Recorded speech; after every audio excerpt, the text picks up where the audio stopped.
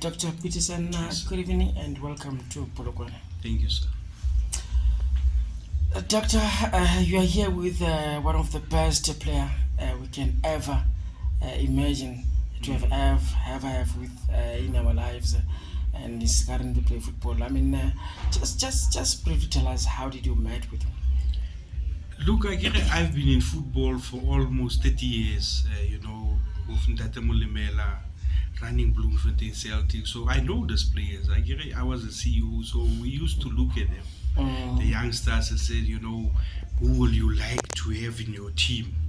And I've identified him for many, many years because if you look at the culture of Celtics, how we play, we had the likes of Neo Maema, Tapelo, Morena, Morena, and all those guys, Putswani and everything, the guys that we produced through the years.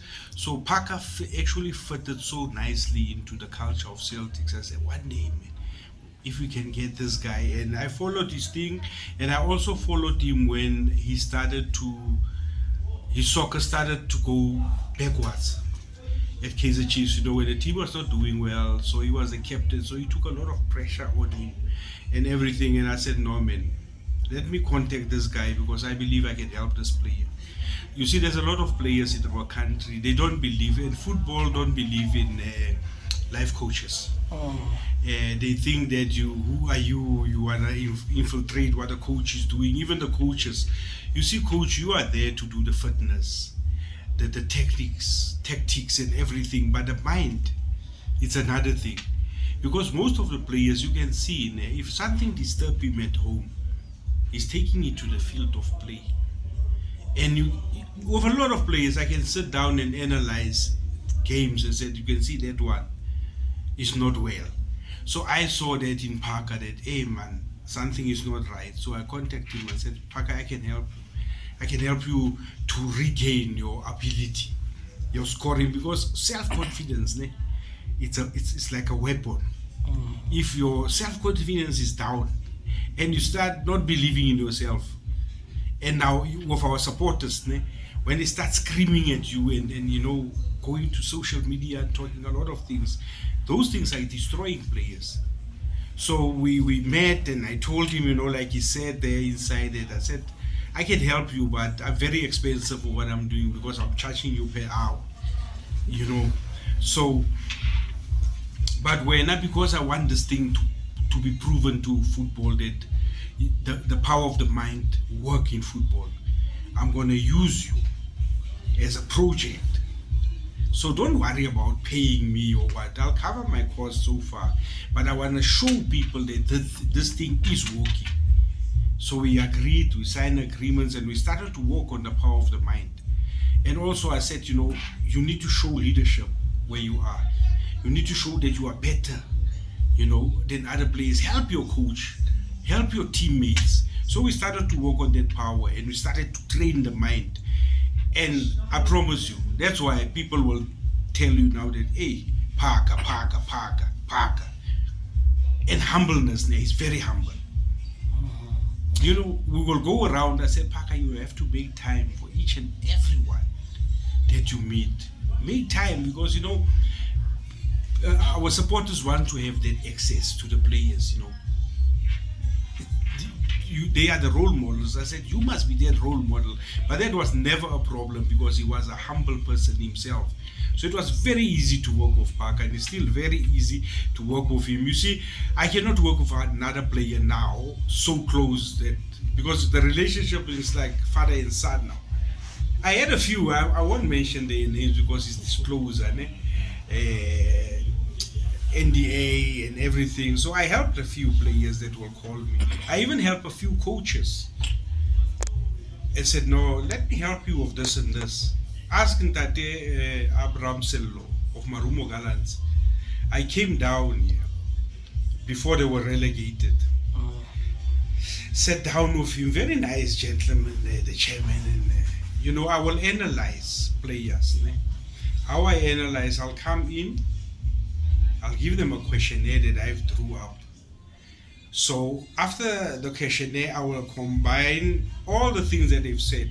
I'll type it nicely and tell the coaches and said, and the management of the club, this is the challenges that your players are sitting with. This is how you can help them, because they tell you there. I asked them a question, hey guys, why are you not playing? There we are hungry. So what is the solution? They need food. I'm just making an example. So my questions are like this. I'm throwing the ball to them. Guys, why are you not winning? No, this and this and this and this.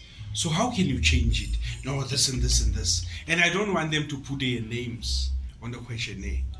And even the questionnaire, when I'm done with them, I don't give it to the club so that they can read the handwriting of the players, because certain clubs will intimidate the player. If a player said, no, the coach is the problem, the coach will say, no, you said that. So I keep away all those things and I give them one summary of the team with a turnaround strategy. I said, if you use the turnaround strategy, you can win. I also worked with Pretoria Kellys in Tate Malada. So there is a few teams. I worked with Wits University, Gavin Hunt. That time they won the title. That time when they were still around. So I worked with a lot of teams. So, Dr. Petersen, just tell us briefly, when first did you realize that you need to write a book about Bernard Parker? After he scored and became the all-time goal scorer. But my research on him, I've done research long before the time. So I was reading, I said, no man, this is a powerful boy, man. He played for FC20, he played for this, he's number 3, top goal. Said this information needs to be captured in a book so that our kids can read. You know, when I was calling Benny, Benny was said, oh, you know, his dream as a player was always to play alongside Benny McCarthy. But there's a huge age difference. But you know what? They played for Bafana Bafana together. They shared a room with Benny McCarthy, and Benny McCarthy gave his number 17 over to McCarthy, and he said, I believe you are the player that can take the baton from me. Here is my number 17. This is how Parker started to wear number 17. It was given by Benny McCarthy to him. So this is where I realized, I said, no man, let's capture this information. And if you read the book, you can see, he's been around. He really is being around. So that is history. I mean, while we're still there, Dr. Petersen, I mean, what does the title of the book mean to you? To me, it's like you start with a player. Who are you? Where do you come from? Take me through your sub-A days, the days that you can remember. So in that, he was telling me how he and his mom were staying in shacks and in a shack and everything. And I said, this is a message of hope, from a shack to destiny. So as a boy of 5 years, 7 years, he told his mother, Mom, don't worry. One day I'll play professional football. And one day when I make money, I'm going to buy you a house. At that age already. And when he turned 19 and he signed with Tanda Royal Zulu, he bought his mom a house. And his idol was Jerry Skosana, Lex of Thunder. Yes, and Benny McCarthy didn't mention that, but Jerry Skosana was his favorite player. I mean, while we see that, Dr. Petersen, I mean, what is your favorite, let me say, chapter or maybe where you find it interesting? Because I know everyone has got their favorite in the book. My favorite is the feedback from coaches, former players that played with him, Dr. Keza Montau, all of them, are talking the same language about this. He's a great leader. He's a great player. Even Dr. Kumalo's part in the book will tell you that Benito, if he was playing Dr. Kumalo those years, and he was playing alongside Bernard Parker, Bernard Parker was going to score more goals because Doctor was going to help him and distribute. So those are my favorite parts. But also my favorite parts is that from a shack to destiny. So I'm saying to a lot of our young kids down there, never give up on your dream, never give up on your on what you want to achieve, because you're not going to stay forever in Namukuku. But if you don't make the right choices, you will stay forever in Namukuku. But if you tell yourself that this is only temporary where I am, now I want to be like Bernard Park, I want to be like Cristiano Ronaldo, I want to be like that one, but choose positive role models. Not a role model that tomorrow is not there, because your dream will also stop when your role model's dream stop. Well, lastly for me, how important are the reviews, and what is your message for the all the fathers out there? My message for all the fathers, because I run a foundation, the Growing Up Without a Father Foundation, and I deal a lot of single mothers and kids without fathers. Ne? My message to the fathers down out there is that fathers, be present in the lives of your children. And for the runaway fathers, daddies, please come back home.